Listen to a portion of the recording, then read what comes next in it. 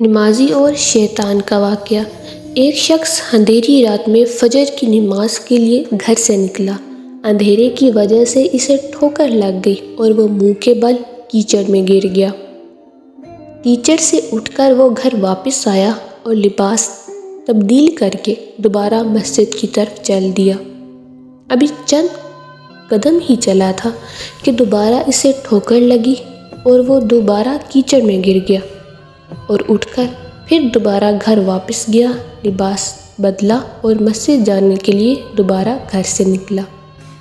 جیسے ہی وہ اپنے گھر سے باہر نکلا تو اس کے دروازے پر ایک شخص ملا۔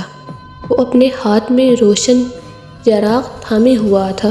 چراغ والا شخص چپ چاپ نمازی کے آگے مسجد کی طرف چل دیا۔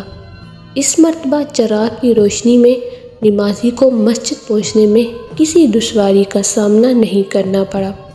وہ خیریت سے مسجد پہنچ گیا۔ مسجد کے دروازے پر پہنچ کر چراغ والا شخص رک گیا۔ نمازی اسے چھوڑ کر مسجد میں داخل ہو گیا اور نماز ادا کرنے لگا۔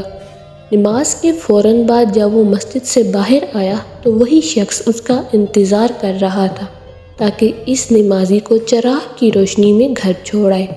جب نمازی گھر پہنچ گیا تو نمازی نے اجنبی شخص سے پوچھا، آپ کون ہیں؟ اجنبی بولا، سچ بتاؤں تو میں ابلیس ہوں۔ نمازی کی تو حیرت کی انتہا نہ رہی۔ اس اجنبی کی یہ بات سن کر نمازی سوچنے لگا، ابلیس، شیطان کیسے مجھے مسجد تک چھوڑ سکتا ہے؟ اس کا کام تو لوگوں کو بہکانا ہے۔ تو اس شخص نے بڑی حیرت کے ساتھ ابلیس سے پوچھا کہ تجھے تو میری نماز رہ جانے پر خوش ہونا چاہیے تھا، مگر تو چراغ کی روشنی میں مجھے مسجد تک چھوڑنے آئے۔ ابلیس نے جواب دیا کہ جب تمہیں پہلی ٹھوکر لگی اور تم نے لباس بدلا اور مسجد کی طرف آئے تو اللہ نے تیرے سارے گناہ معاف فرما دیے۔